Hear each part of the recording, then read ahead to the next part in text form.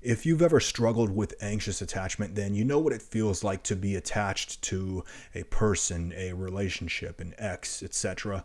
But there are some harmful effects that come with that, and you really need to be aware of them.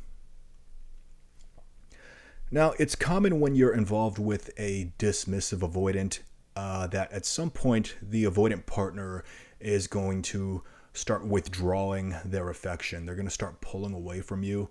They're going to start shutting down on you, and it's this avoidant behavior that can really trigger someone's anxious attachment.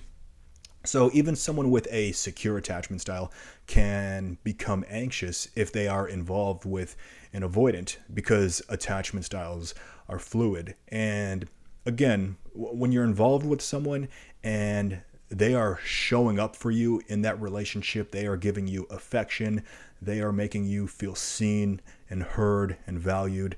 And then for them to start pulling away, to start stonewalling. Okay, that would make just about anybody anxious. Okay, I want you to know that that is a normal human behavior to become anxious in that situation.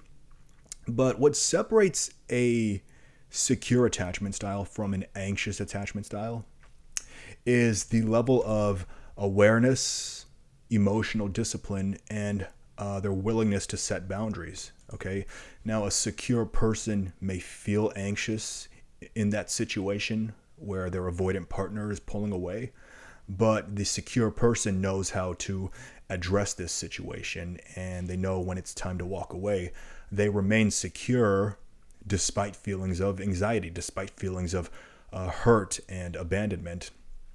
Now, someone who is not so secure, okay, someone who is not so aware, they tend to give in to that relationship anxiety. They give in to that anxious attachment and they give in to those anxious behavior patterns.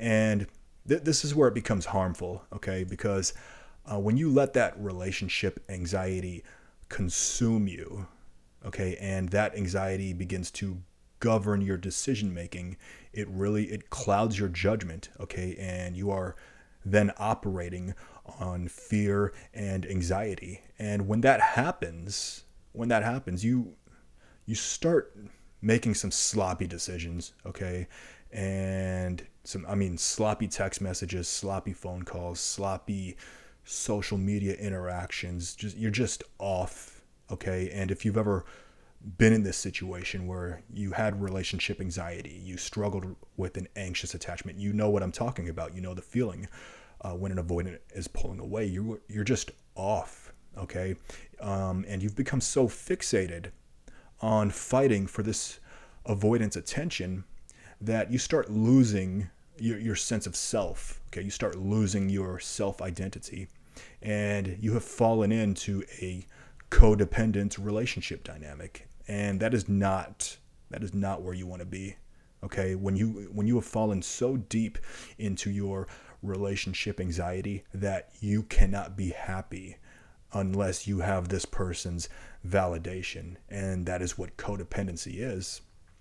And look, when your partner pulls away, when your avoidant partner pulls away, it's your natural inclination to hold on tighter, okay, to chase them, to save this relationship.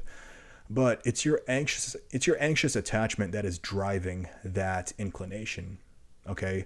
And just because it is a natural inclination, it does not mean that it leads to correct decision making, okay? And it's not good, okay?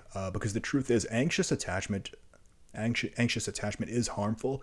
It's harmful to you. It's harmful to the avoidant. It's harmful to everybody involved. And yes, it is most harmful to you because you're consumed by anxiety. You're losing your sense of self, and you're just off. Okay, and this is why it's so harmful when you have no awareness, emotional discipline, willingness to set boundaries for yourself. Now, you never you never asked for this anxious attachment style, right? You never asked for this relationship anxiety. It was probably conditioned upon you from growing up in an unstable home or wounds from past relationships. Okay. And yes, the avoidance behavior will trigger and even amplify those anxious attachment behavior patterns, right? Especially if you lack self-awareness. So, it's when you have this anxious attachment style, it's not all your fault. Okay. You never asked for this, but you can turn this around. Okay. It takes time. It takes effort, and it takes the constant choice to keep yourself checked. Okay. That's part of the self-awareness, is keeping yourself in check and having that emotional discipline and willingness to set boundaries. And once you get to that point, and it takes time, it takes effort, it takes consistency on yourself and working on yourself. But once you get to that point where you can know your boundaries, and you can self-regulate that anxiety, and finally detach from this person, the relationship, the outcome, it's a good feeling. It's actually a liberating feeling. Okay. You are no longer operating from fear. You're no longer operating from anxiety once you detach. And I'm telling you, detachment, it is actually a good, liberating feeling. And you'll find, when you get to that point, you'll find that detachment, it actually feels so much better than attachment. So I hope I brought some good into your life today. If so, please like and subscribe, and please share your thoughts and your stories in the comments. Let's get the discussion going. And if you have any questions, please drop them in the comment section. And if you think this video might help somebody, please share it with them. And until next time, you take care, and I'll see you in the next video.